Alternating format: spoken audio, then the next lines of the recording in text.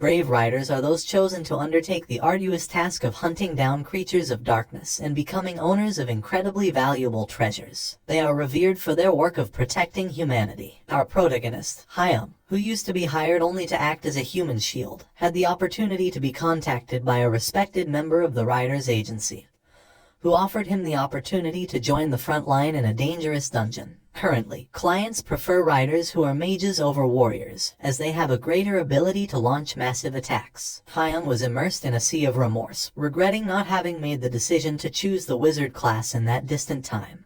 11 years ago, when he was admitted to the prestigious academy specialized in training the brave riders, his attitude towards magic was imposing, with a percentage of 97, even higher than the best wizard of that time, who did not reach more than 92. However, he chose the warrior class, in a time when things were different and wizards were seen as mere supports. His need for money forced him to accept his decision. With a voice filled with nostalgia, he promised to meet him the next day in the dark and dangerous dungeon. The next day, the brave riders gathered at the doors of the dungeon, with the hope of finding immense wealth and fortune, but always with the precaution of being alert to any possible tragedy. Hyung noticed the absence of his companion Wuming, but at that moment, an old acquaintance, Myung-ho, greeted him with a cordial smile. Both were warriors and decided to celebrate together with some glasses of wine. After finishing their arduous work, the announcements that the raid was about to begin were heard. Before venturing into the dungeon, the protagonist, following his traditional custom, took in his hands a photograph of his beloved mother, giving him strength to face what was coming.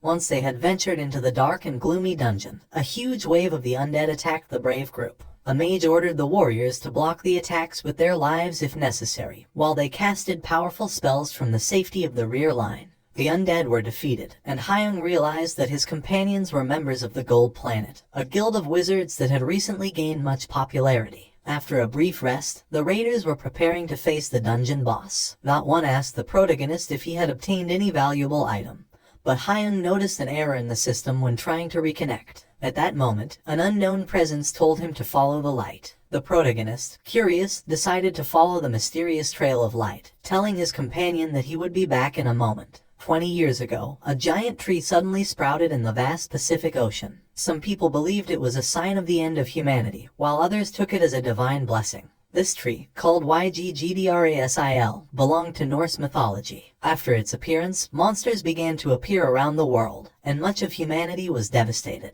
However, at that moment of despair, the first awakened appeared, a man capable of using the power of the gods. Over time, more awakened emerged, some of them dedicating themselves to hunting monsters, whom we now know as riders. The AESIR system is a weapon with which humanity has prospered, so its failure could be something negative. After a while, the protagonist finds himself in front of a treasure door, which are hidden rooms that appear very rarely and contain special items that are usually sold for thousands of dollars. Upon entering, he finds an object on a pedestal, which turns out to be the lost Eye of Odin, the only mythical object in the world, and gives the user the ability called Universal Derivation, which allows them to destroy magic and copy it, storing it in a blank card. The protagonist knows that an object like this could be sold for millions of dollars, so he plans to sell it so he can leave behind the life of a raider and no longer have to continue being a human shield in the dungeons. With this, the protagonist hopes to be able to live a quieter life and away from the danger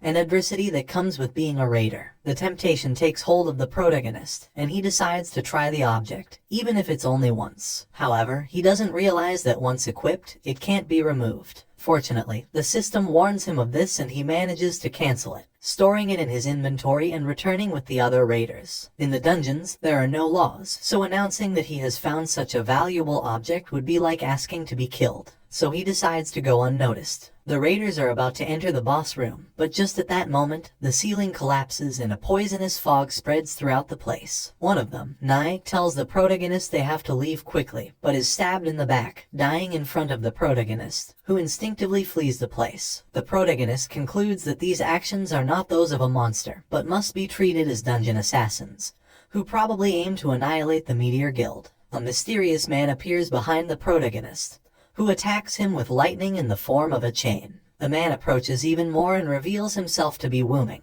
who warned the protagonist that he would see him in the dungeon. The protagonist asks him why he is doing it, to which Wuming responds that it was a request from his client, as many people hate the Meteor Guild for belittling other guilds. The protagonist wants to take revenge for those who fought alongside him in the front line, but he is aware that he could not against him, because he is a class A mage, so he decides to keep quiet and pretend nothing happened, but Wuming attacks him again. The protagonist doesn't understand why they are also after him and wonders if there is someone who wants him dead. That's when he remembers the dark silhouette of a man. It was his father. He asks who sent him, to which he mockingly responds that he is very intelligent, as that same person ordered his mother's death 5 years ago. The protagonist fills with rage and decides to say goodbye to him forever, but uses the object he found earlier, gaining great magical strength. With a desperation that clung to his soul, Wuming decided to put an end to that powerful enemy once and for all, and with a determined gesture, he furiously threw chains towards the protagonist, with the intention of extinguishing his life in an instant. But Hyun, with an imposing ability and a skill worthy of praise, undid the spell with a disconcerting ease, and a message appears that says that he has a blank card to use, obtaining the ability Chain of Lightning. And with a cold look and an implicit threat in his tone of voice, the enemy warned Wuming that his end would come in the most terrible and unbearable way, promising a death full of suffering. Wuming was stunned to find out that a simple Class D warrior possessed the ability to cast a spell that he himself had dedicated years to learning and perfecting. The protagonist launches his attack and Wuming, desperate, creates a magical shield to protect himself. But the protagonist uses his universal derivation ability, scattering the shield and striking Wuming directly. Wuming pleads for mercy, begging him not to kill him, but the protagonist executes him cold-bloodedly. Afterwards, he loses consciousness gradually, regretting having to die just after getting such a valuable object. Suddenly, a notification appears offering him a new operating system, and that by doing so, he will be sent back to the past to the moment he desires. The protagonist does not understand what is happening, but still accepts the system. Afterwards, he finds himself in front of some Nordic angels who seem to offer him their support. From now on, he is considered the adversary of a seer, and he is given a couple of passive abilities that we will know later. The protagonist wakes up in his room several years younger. He does not understand what is happening, and he questions if it's just a dream. But if it were, he wouldn't want to wake up ever again, since he can see his mother alive. A mission is assigned to him, consisting of resting until he recovers almost completely, and as a reward, he will be given a blank card with which he will be able to copy another ability. The protagonist looks at the date and realizes that it is just before applying to the Riders Academy, so he decides to become a mage class later. His mother notices that there is something different in him and she worries and asks him if everything is alright. John tells her that he just had a nightmare and then tells her about his change of mind about the class he will choose. This surprises his mother since he was a child he wanted to be a warrior class. But in any case, she supports him in his decision in order to take revenge on his father and trains him until he completes his mission. The protagonist starts planning his abilities. The passive ability of the Observed by the Gods has the effect of increasing all his statistics when leveling up. As for attack abilities, he can currently make do with Chain Lightning. The protagonist plans to give priority to the search for a healing spell, since at that time, although mage riders were underestimated, those with healing abilities were the exception due to their great usefulness and were treated like nobility. The problem is that finding an awakened one with healing abilities would not be easy, but by chance he receives a call from a childhood friend, who later becomes his best friend, and also has the dream of attending the Riders Academy with the protagonist. But unfortunately she dies. The protagonist suffers when he remembers this, but he decides to change his destiny in this life. She invites him to a conference given by the holy Yu Sung Yoon, who is an awakened possessor of a healing magic called Sacrifice. The protagonist can't miss this opportunity and quickly leaves his house. Meanwhile, in a limousine, Yu Sung Yoon is with her driver Sung-yi, who can't help but worry about the condition of the Holy One, as her sacrifice ability consumes part of her vital strength, and if she continues at this pace, she could collapse soon. At the conference, both are waiting for the arrival of Yu Sung Yoon, the master of the Yon Hwa Guild and one of the first healing Holy Ones, who would soon fall into a critical condition due to overusing her ability. The Holy One begins her speech by inviting all awakened ones to become riders in order to save innocent people and make the world a better place. This due to a large percentage of awakened ones do not want to fight monsters. Even Ihyun wanted to sell his mythic object to get rid of that burden. After that, friends say goodbye, and the protagonist goes looking for Yu Seung and crosses with Sung-yi, who tells him that the master does not have time to attend fans, but the protagonist interrupts him by saying that he knows about Yu Seung's illness and claims to have the cure for it. Sung-yi is very angry at thinking that the boy is joking, but the master is curious about what he just heard and takes him to her office. She asks him how he plans to cure her, and Yi-hyun, without beating around the bush, tells her that he plans to copy her ability. Sung-yi is again angry at considering it foolish, since sacrifice is the unique ability of Yu Seung, while normal abilities can be memorized. There is no way to learn a unique ability. These are abilities that only one person possesses or that were inherited from their relatives and are even rarer than S-class abilities. Despite this, the protagonist insists that if he couldn't do it, he wouldn't have looked for them. In addition, to cure the penalties of an ability of equal or higher rank is required. And since sacrifice does not allow her to heal herself, she has no choice but to accept it. Yu Seung shows him her ability and the protagonist uses the blank card he had to copy it. After that, the protagonist shows them how he is able to use sacrifice, and both are amazed to witness it, thus beginning the negotiations. The protagonist tells her that in exchange for healing her, she has to become his sponsor, as to grow as a raider, money and connections are needed. She responds that she is willing to accept, but with a condition. The protagonist should join the Manhwa guild, as it would be very beneficial to have someone with his qualities in the guild.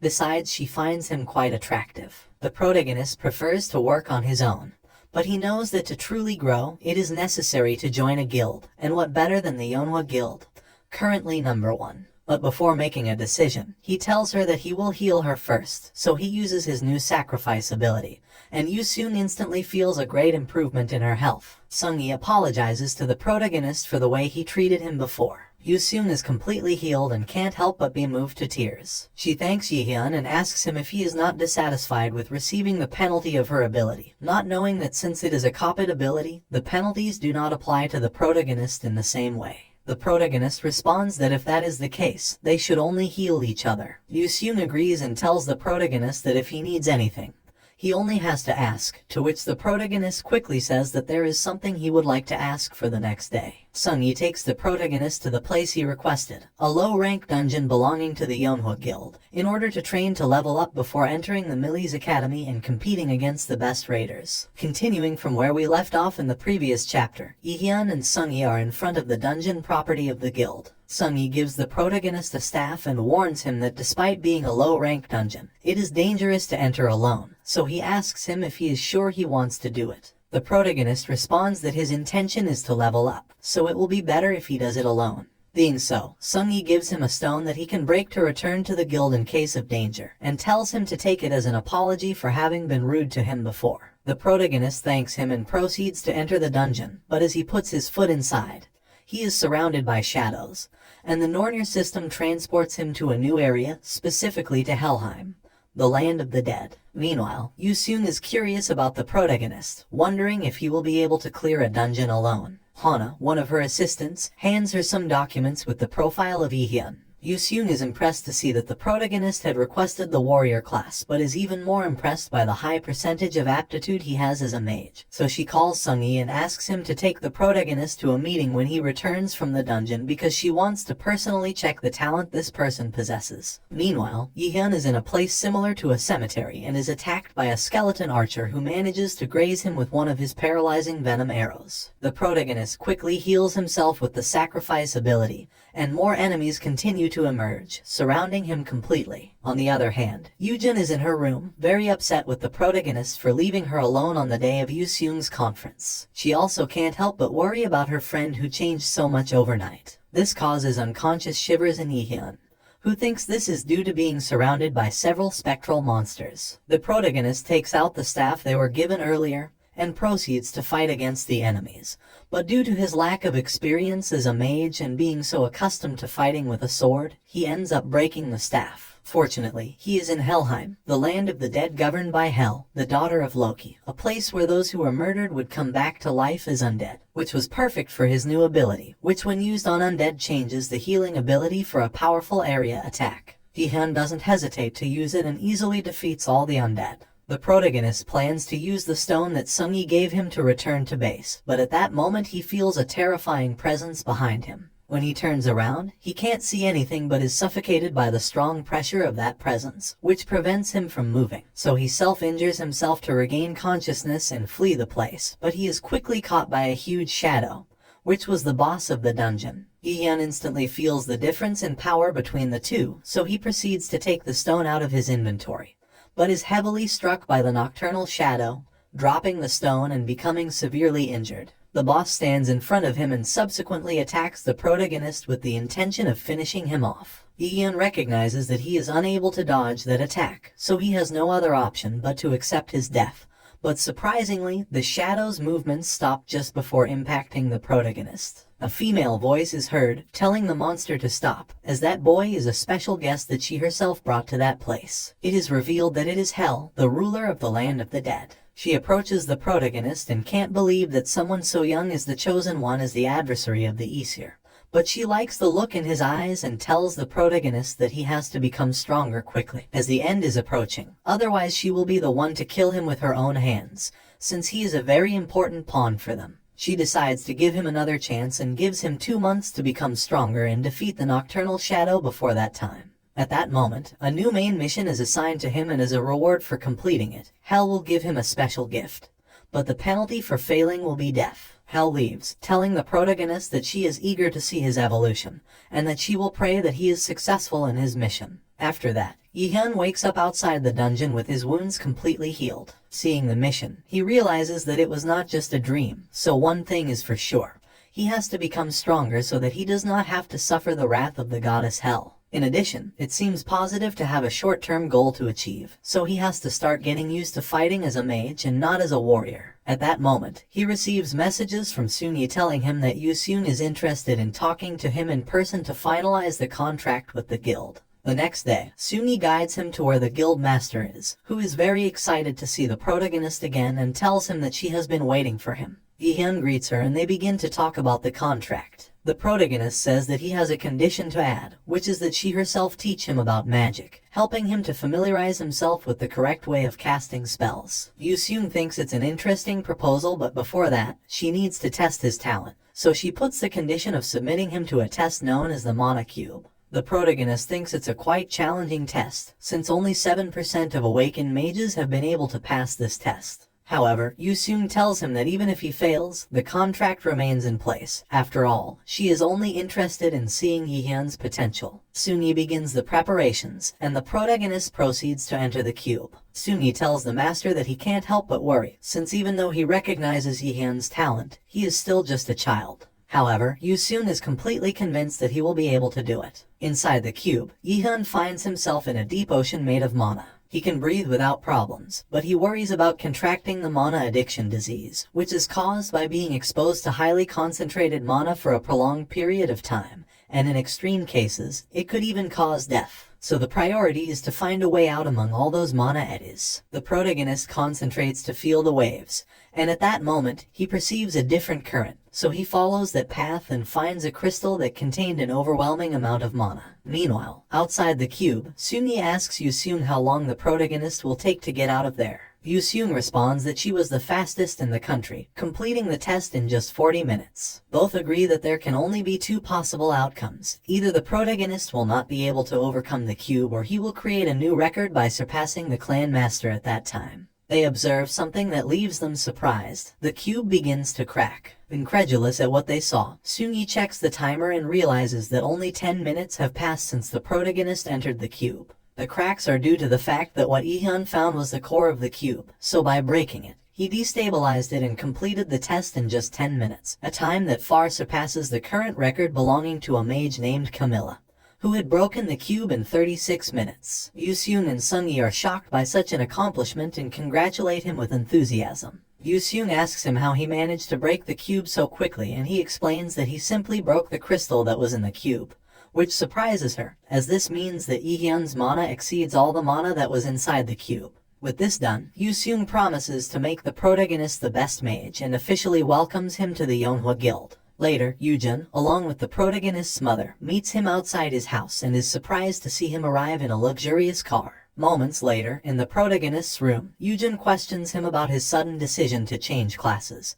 But since he can't tell her that things will change in the future in favor of the mages, he changes the subject and asks him how it is possible that he spends more time there than at his own house. This is because Yujin comes from a quite influential family. His parents are dedicated to dismantling monster corpses, so they are constantly traveling to different countries. As a result, there are many times when Yujin is alone at home, so her parents prefer to leave her in charge at Yihyun's house. The protagonist takes advantage of this and asks her to teach him some magic theory, to which the girl agrees on the condition of fulfilling a wish in the future. The friends spend a good quality time together and the protagonist seems quite content. Meanwhile, in another part of the world, a man surrounded by crows was hunting some beasts. It is none other than Min Seong-oh, the protagonist's father. One of his companions praises him, saying that thanks to him, they were able to complete the dungeon without problems. The man invites him to join his guild, but Seong-oh tells him that he has no intention of joining any guild. Despite this, the man insists greedily that he join, which annoys the protagonist's father, as humans seem to him a vulgar and greedy species. Nevertheless, he spares the man's life and leaves the place, erasing his memories in some way.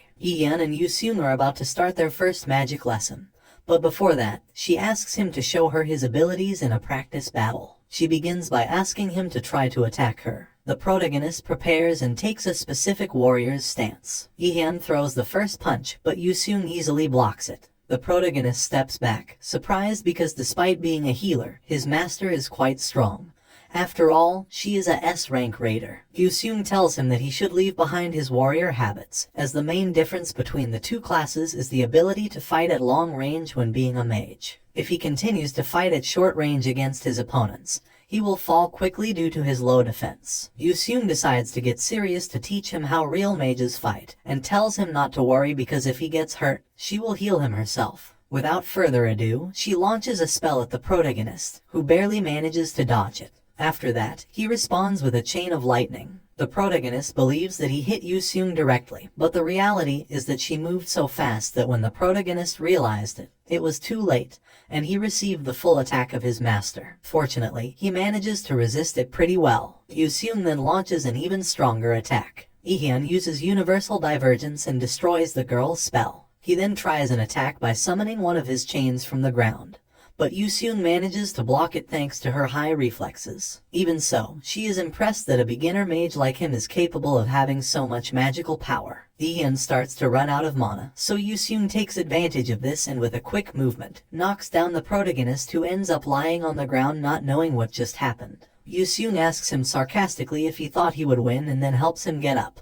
The protagonist stays thinking about the huge difference between him and a S-rank raider, but Yoo-seung tells him that he did quite well, and that by observing him, she realized that Yihyun has the potential to learn a fighting style that no one else has managed to achieve. So officially, she congratulates him for becoming her first apprentice. Back at home, Yihyun was still thinking about this while he was studying the types of magic with Yujin. Yujin complains that while other mages, including her, take months to learn a spell, the protagonist only needs a couple of days. Yihyun responds that that's why he decided to change classes, but he manages to see a memory of his father who whispered something to him and wonders if he really chose that path by his own will. This leaves him distracted, wondering if it was just his imagination. But he can't afford to waste time, so he starts thinking about something more productive. He remembers that in the future there is a precious pill that promises to be of great help to raiders all over the world, so he marks it as his new goal. Meanwhile, Seung-yi asks the master if she really believes that the protagonist is capable of learning the fighting style she talked about. She responds that she has no doubt and is convinced that if in the future another S-rank mage appears, it will be Yihyun. Going back to, the protagonist's goal is to obtain a mana increase pill, a highly coveted object among mages that permanently increases the mana of the awakened. The pill would not be invented for another 5 years, so the protagonist decides to go to Plan B, which consists of personally meeting alchemist Lee Yiseng, who would have invented the pill. The protagonist quickly heads to the Millie's Academy, where the alchemist boy should currently be. There, he realizes that a group of people were watching as a boy was being bullied by others. The protagonist intervenes determined to interrupt the fight and realizes that the boy being bullied was Lee Yiseng, whom he was looking for to make the mana increase pill. Hyung is in a tense situation with a bully who has threatened him, but he decides to completely ignore him and suggests to the boy who is being bullied that they go to the nurse's office together. This enrages the bully, who grabs him by the neck. Hyung defends himself by putting into practice the magic theory learned with his friend Jujai and his combat skills learned with his teacher. He uses a sacred arrow against the bully, leaving him quite affected. The bully, worried about his reputation, pulls out a sword from his inventory and aims directly at Hyung's head. However, Hyung remembers one of his teacher's teachings, which consists of creating a shield around his body with mana, easily blocking the attack. Taking advantage of this situation, Hyung grabs the bully by the face and with an intimidating face tells him that he shouldn't have messed with him, ending him with another sacred arrow directly to his face, leaving him unconscious. After defeating the bully, Hyung is surprised at how easily he did it. He recognizes that he may have been a bit drastic, so he takes out an item from his inventory, a healing potion,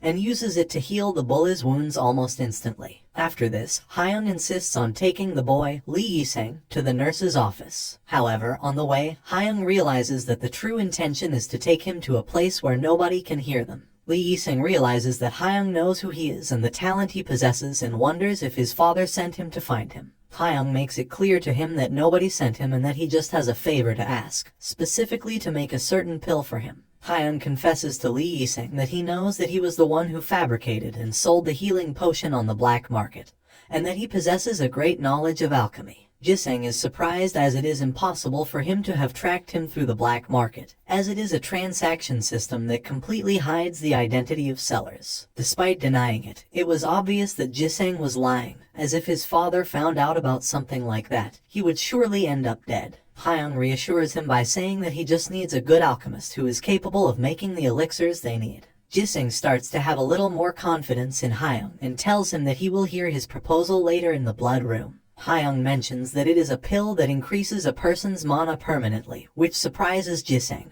as it seems very strange that something like that is possible. Hyung, upon realizing that he would invent the mana increase pill in the future, begins to think about possible ingredients based on the desired effect. As time passes, the protagonist continues to train with his teacher Joseon, who recognizes that he has improved quite a bit as a mage, even mastering his barrier. However, when they are about to get even more serious in battle, Joseon stops them and tells them that it was enough training for today, although the reality was that if she hadn't stopped them, the training room would have been destroyed. Joseon congratulates him for his progress and asks him about what he has been studying in theory about magic. Hyung tells her that his friend Jujin has been helping him with that. Joseon is happy about this, as she was worried because she hadn't been able to help him with that. After that, she tells him that with his current abilities he won't have any problems with the E-rank dungeons, not knowing that the last time he faced a C-rank boss. Later, we see Jiseng looking quite tired but with the perfectly made pill in his hands. Hyung thanks him for working so hard and proceeds to consume the pill, which instantly increases his magical statistic considerably. Surprised by the incredible effect it had and glad that he went to Sanger, as if he had taken the ingredients to any other alchemist, the pill would not have had the same effect. Finally, after several battles with monsters and overcoming various obstacles, the protagonist manages to find and defeat the Shadow of the Night,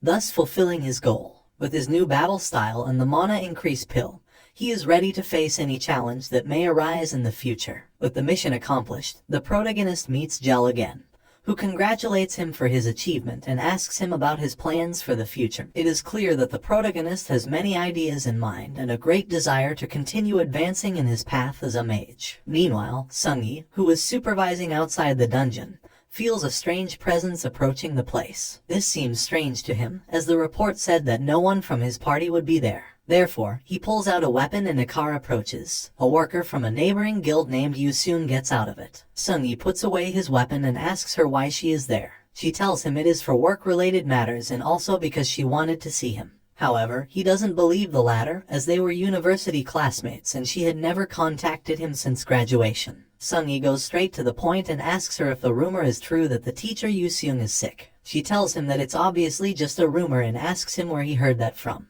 He tells her that he has many contacts, indicating that the Uter Guild has hired spies to infiltrate the Lotus Guild. He thanks her for letting him know before she leaves. He mentions that he has one more question and asks if by chance she knows the boy in the photo, and the reason why he frequently goes to the Lotus Guild building, often encountering the representative of the Sun Guild. She refuses to give him the information, saying that it is not the concern of a member of another guild. Similarly, John did not expect her to tell him this, so he bids her farewell and leaves the place. Meanwhile, he is sitting on a pile of dead enemies when suddenly the dungeon boss appears. The protagonist receives a sacred arrow in the face, saying that he is glad to see him again and that this time things will be different. This enrages the monster, who quickly attacks the protagonist, but he easily evades it, while continuing to attack with his sacred arrows. The dark shadow continues to attack wildly, but surprisingly the protagonist had no problem dodging its attacks. This makes the boss nervous, who realizes that the protagonist was about to launch his chains, managing to deflect them. However, the protagonist changes the direction of his chains and manages to tie up his enemy, leaving him completely immobile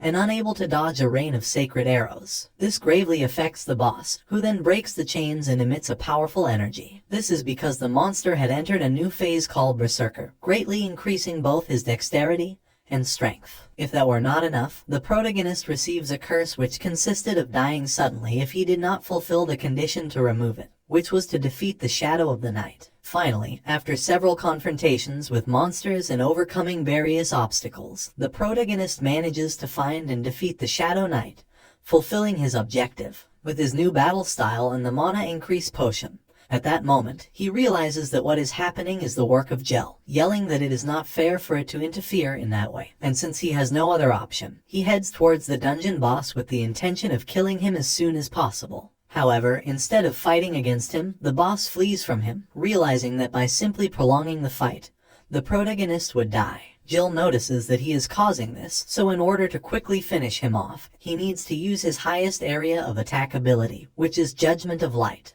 But before he can launch it, Night Shadow uses his ability, which leaves the protagonist under the penalty of fear, making him immobile until he receives some kind of blow. The monster takes advantage of this to strike a powerful blow at the protagonist, who suffers quite a bit from this attack but in turn manages to dispel the fear. The protagonist starts to think about how to defeat him, realizing that by cutting him off, he will be unable to flee again. So he activates a skill called Wind Impulse, which greatly increases his speed. The boss retreats seeing this, however, this was part of the protagonist's plan, who throws a blinding bomb directly at the position of the shadow, quickly approaching him. Desperate, the monster lets out a fierce scream calling for undead to help him. Fortunately, it was too late, as the protagonist activates the Judgment of Light, ending with all of them, including the boss of the dungeon, thus defeating him in the last 5 seconds and getting rid of the curse he had, thus getting the title of the one who defeated the first test. After this, the protagonist receives a message from Gel,